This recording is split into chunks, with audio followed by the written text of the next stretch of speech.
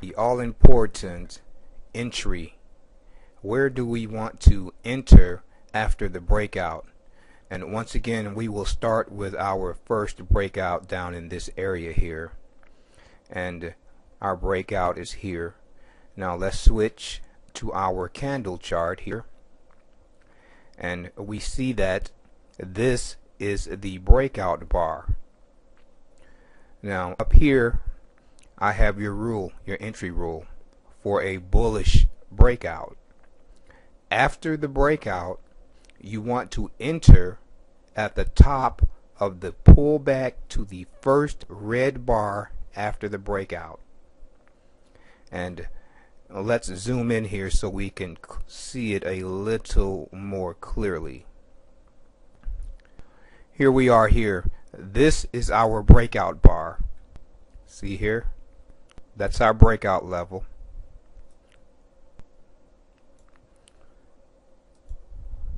Now this is our breakout bar again. Now we close here on the breakout. Now when we look left, which is the closest red bar that we closed above? And that's going to be here, because if we do this, we can see that we closed here. This is the closest red bar, or the closest level of support on the way back down. And we can see here the very next bar, it pulled back to the first or closest red bar below it.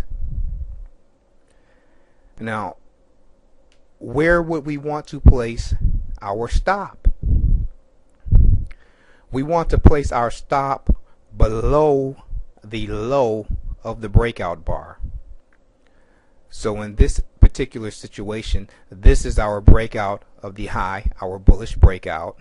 We would want to enter on the pullback to the top of the next footstep here, and we would want to place our stop below the range of the breakout bar. And it's just that simple. And we've already talked about targets, so we would place our target where?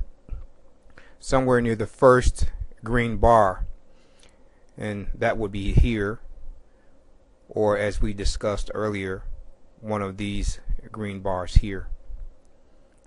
The conservative target would be here, but when we take 3 bar into consideration, also this is our most likely target, and we of course see here that we did meet that target. Now let's look at another breakout. Let's go up to our next breakout level, which is here. Okay, let's get some of this out of the way. This is our bullish high. This bar here, this is the breakout bar. It's the breakout bar again because it closed above the most recent top, and that most recent top is going to be the highest close of our bullish bar, the highest bullish closing bar, and that closing price is going to designate the breakout point. So let's zoom in again so we could see a little bit more clearly.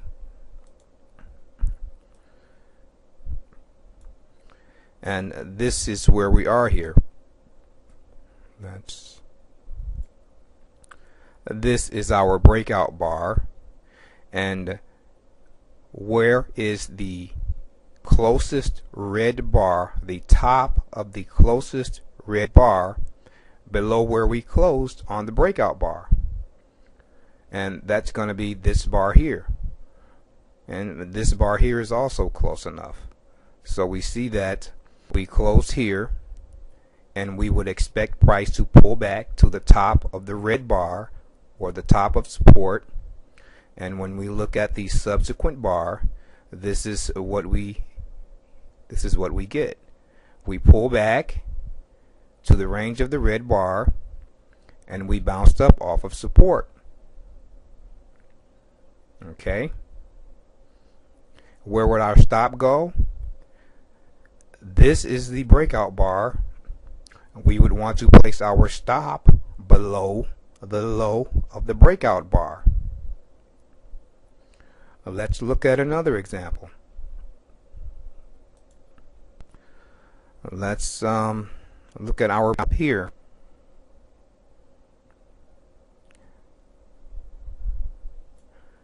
Okay. Just out of the way. Let's zoom in.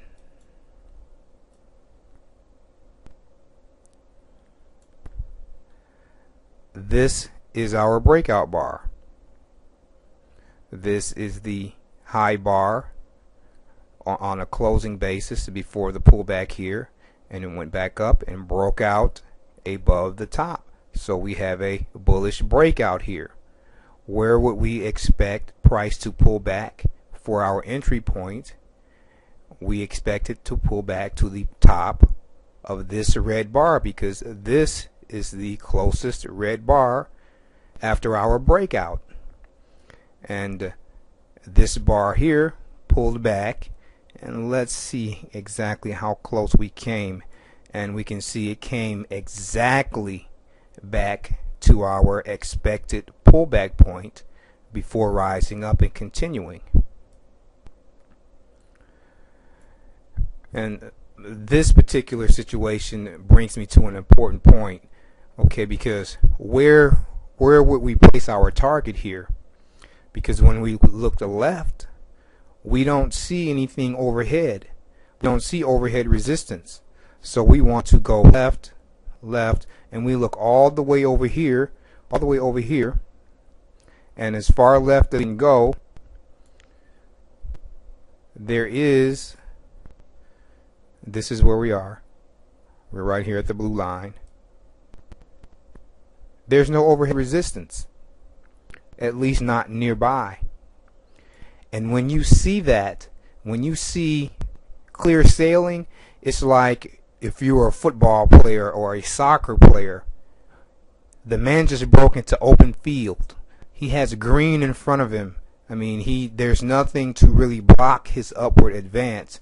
And when you see a breakout and there's no support overhead nearby, get ready for a big move, because there's no ceiling nearby. And we can't see it on this chart, but we have to go back actually a couple of years on our monthly chart. You can do it on your chart. I've already told you the date and which market this is. But if you switch to your monthly chart, you will see that price went from here and it didn't stop until it got all the way up here, and that is because the monthly overhead resistance came into play up here. But you had to go all the way back. I think it was about 2005. Okay, let's do one more. We'll do one more. I'm gonna have to end this segment. I'm running out of time, so we'll do one more when I come back for the next segment.